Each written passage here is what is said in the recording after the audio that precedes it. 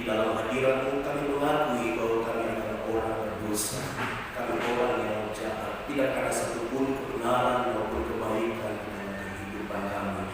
Kalau kami boleh dibenarkan, kalau kami boleh dimerdekakan, kalau kami boleh ditebus, itu semuanya semata-mata karena kasih karunia Tuhan.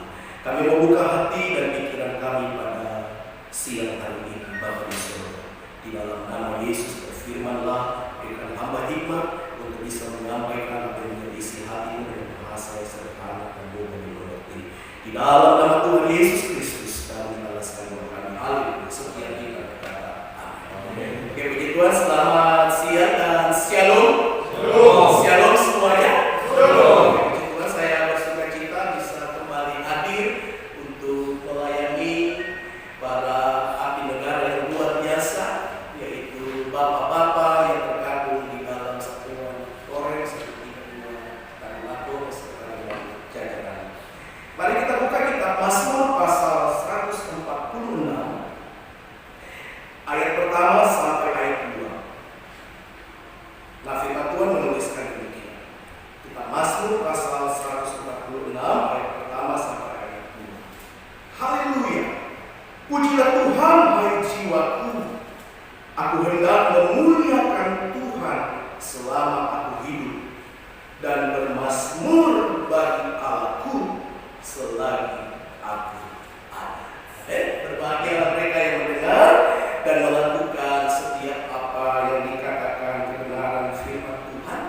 Jadi bukan mendengar untuk melupakan, melainkan sungguh-sungguh. Katakan sungguh-sungguh melakukannya dalam kehidupan sehari-hari.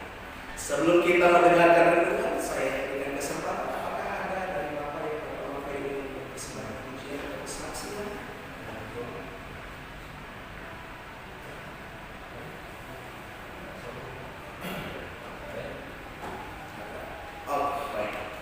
Kita akan membaca dan merenungkan kebenaran firman Tuhan pada siang hari ini yang bertemakan Soli Deo Gloria. Soli Deo Gloria, Bapak-Bapak yang terkasih, ini adalah sebuah frasa Latin yang artinya adalah hanya bagi Allah kemuliaan. Kita tahu waktu abad 17, sekitar tahun 1900, itu adalah cikal bakal dimulainya gerakan reformasi gereja. Dan kita tahu bahwa reformasi itu adalah Martin Luther. Ada 5 slogan yang diangkat oleh Martin Luther sebagai dasar dan gerakan reformasi gereja, dan saya yakin ini adalah sebuah ajaran dasar, asas dasar dari kekristenan. Yang pertama itu adalah sola gratia. Kita ada semuanya karena kasih karunia Tuhan. Yang setuju katakan amin. Yang kedua sola fide. Sola fide itu adalah kita menerima kasih karunia dengan iman kita. Dan yang ketiga adalah sola scriptura. Ini berarti hanya oleh firman kita mengenal jalan kebenaran menuju kepada kehidupan yang kekal. Dan yang keempat adalah solus Christus, hanya oleh Kristus. Dan yang terakhir adalah soli Deo Gloria.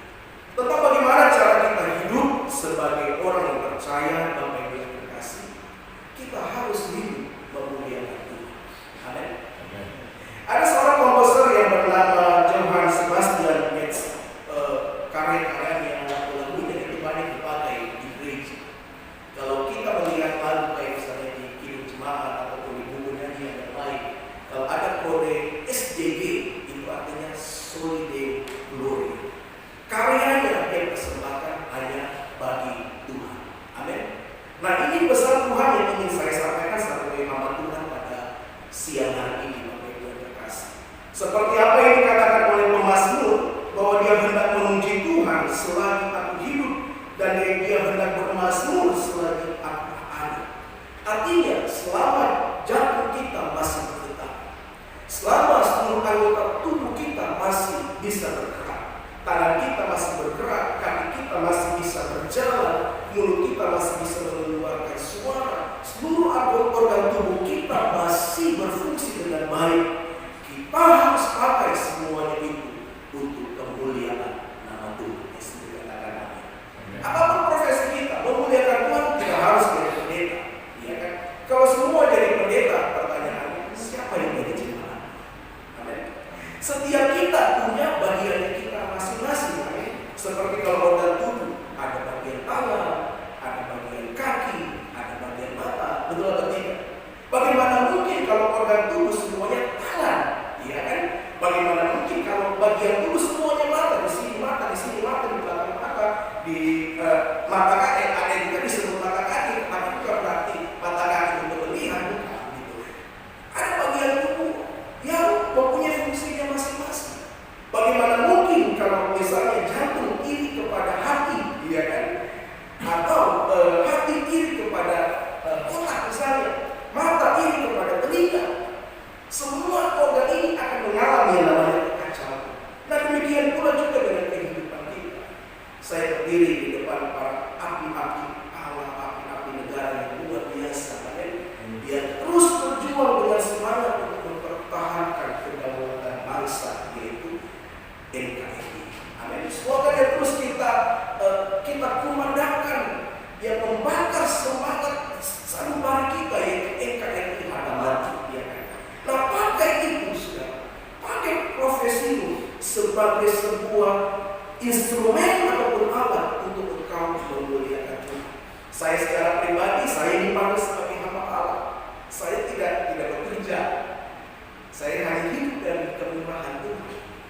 Saya tidak pernah terlibat bisnis apapun. Banyak yang ditawarkan, ya kan, bisnis arah. Gitu. Saya tidak boleh punya jiwa bisnis. Saya pertaruhkan hidupku untuk memuliakan Tuhan sebagai alat untuk mewartakan firman.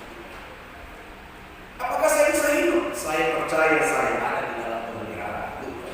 Saya menghidupi panggilan saya sebagai hamba Tuhan dengan maksud bahwa semua yang saya lakukan itu semuanya untuk kemuliaan nama Tuhan.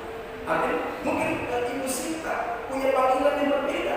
Beliau adalah seorang musisi, seorang sarjana musik gereja dari Universitas Ukrim Jogja. Beliau juga adalah seorang MC. Nah itu semuanya dipakainya untuk memuliakan nama Tuhan. Jadi apapun yang kita lakukan dalam hidup kita, Bapak Ibu terkasih, mari kita lakukan semuanya untuk kemuliaan nama Tuhan. Saya melihat di dalam ayat 2 ini, Bapak Ibu terkasih, bahwa ada dua pesan yang disampaikan oleh pemazmur. Dari frasa yang berkata bahwa aku hendak memuliakan Tuhan selama aku hidup dan bermazmur bagi Allahku selagi aku ada. Yang pertama, pemazmur mengajarkan kita bahwa hidup kita adalah penyembahan bagi Tuhan. Amin. Jadi bukan hanya sekedar menjalani hidup karena kita bekerja saja, tetapi harus ada tujuan yang jelas. Apapun yang kita lakukan semuanya sebagai bentuk penyembahan bagi Tuhan. Amin. Seperti ada pujian yang begini. Hidupku tanda mujizat sertai setiap langkahku. Ada satu lagu yang dikarang oleh Siti Muhyiddin yang bilang begini, aku hidup hanya untuk menyembah. Amin. Nah inilah hidup kita, Bapak Ibu terkasih. Waktu kita berbuka mata, bila ku buka mataku dan lihat karyamu, ku tersanjung karena semua yang baik dalam hidupku itulah karyamu. Semua yang Tuhan tahu dalam hidup kita yang adalah kebaikan haruslah kita pakai untuk memuliakan Tuhan. Amin.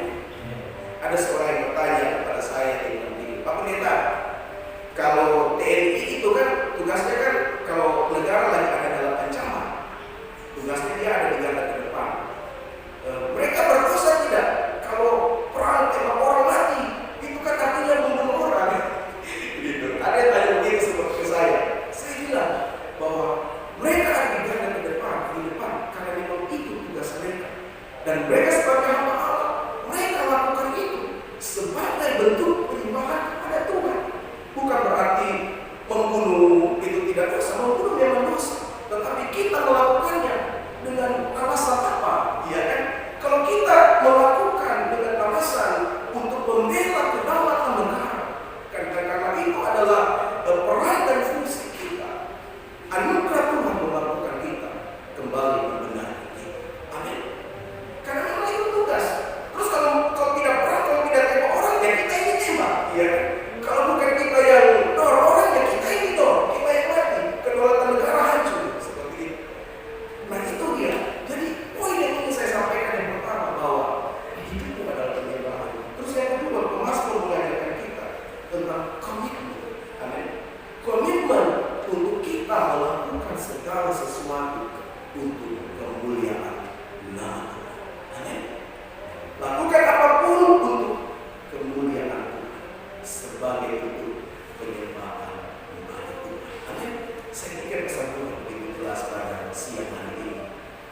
setiap kita yang hadir pada siang hari ini, bahwa Soli Deo Gloria ini kita jadikan sebuah slogan dan sebuah nilai yang harus kita hidupi dalam hidup kita, bahwa semuanya untuk kemuliaan Allah.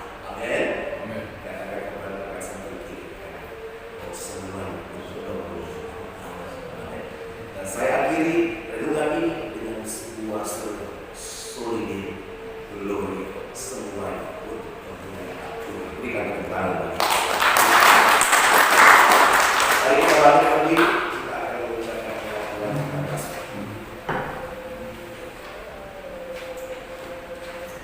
Aku percaya kepada Allah yang Bapa yang Maha Kuasa, Kakek langit dan bumi, dan kepada Yesus Kristus anaknya yang telah kita, yang dikandung daripada Roh Kudus, lahir dari darah Maria, yang menderita di bawah pemerintahan Pontius Pilatus, disalibkan, mati dan dikuburkan, turun ke dalam kerajaan. Pada hari ketiga naik ke surga, duduk di sebelah kanan Allah, Bapa yang Maha Kuasa, dan akan datang dari sana untuk menemui orang yang tidak benar. Aku percaya kepada Roh Kudus, gereja yang sosial, persekutuan Roh Kudus, ulama dan dosa, kebangkitan dan kehidupan. Silakan duduk. Kita akan memberikan persembahan di atas dasar 2 Korintus 9 ayat 7. Hendaklah masing-masing memberikan